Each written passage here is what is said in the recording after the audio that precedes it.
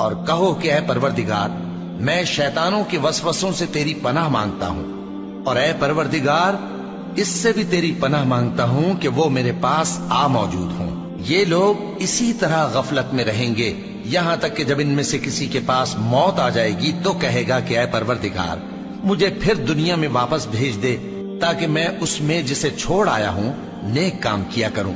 ہرگز نہیں، یہ ایک ایسی بات ہے کہ وہ اسے زبان سے کہہ رہا ہوگا اور اس کے ساتھ عمل نہیں ہوگا، اور ان کے پیچھے برزخ ہے جہاں وہ اس دن تک کہ دوبارہ اٹھائے جائیں گے رہیں گے۔ پھر جب سور پھونکا جائے گا تو نہ تو ان میں قرابتیں رہیں گی اور نہ ایک دوسرے کو پوچھیں گے۔ تو جن کے اعمال کے بوجھ بھاری ہوں گے تو وہی کامیاب ہیں، اور جن کے بوجھ ہلکے ہوں گے وہ لوگ ہیں جنہوں نے اپنے آپ کو خسارے میں ڈالا، ہمیشہ دوزخ میں رہیں گے۔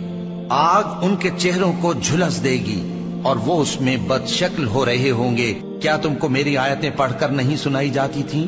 پھر تم تو ان کو جھٹلائے ہی جاتے تھے۔ وہ کہیں گے اے ہمارے پروردگار ہم پر ہماری کمبختی غالب آ گئی اور ہم رستے سے بھٹک گئے۔ اے پروردگار ہم کو اس میں سے نکال دے، اگر ہم پھر ایسے کام کریں تو ظالم ہوں گے۔ فرمائے گا کہ اسی میں ذلت کے ساتھ پڑے رہو اور مجھ سے بات نہ کرو۔ میرے بندوں میں ایک گروہ تھا جو دعا کیا کرتا تھا کہ اے ہمارے پروردگار ہم ایمان لائے تو تو ہم کو بخش دے اور ہم پر رحم فرما، اور تو سب سے بہتر رحم کرنے والا ہے۔ تو تم ان سے تمسخر کرتے رہے یہاں تک کہ ان کے پیچھے میری یاد بھی بھول گئے، اور تم ہمیشہ ان سے ہنسی کیا کرتے تھے۔ آج میں نے ان کو ان کے صبر کا بدلہ دیا کہ وہی کامیاب ہو گئے۔ اللہ پوچھے گا کہ تم زمین میں کتنے برس رہے؟ وہ کہیں گے کہ ہم 1 روز یا 1 روز سے بھی کم رہے تھے۔ شمار کرنے والوں سے پوچھ لیجئے۔ اللہ فرمائے گا کہ وہاں تم بہت ہی کم رہے، کاش تم جانتے ہوتے۔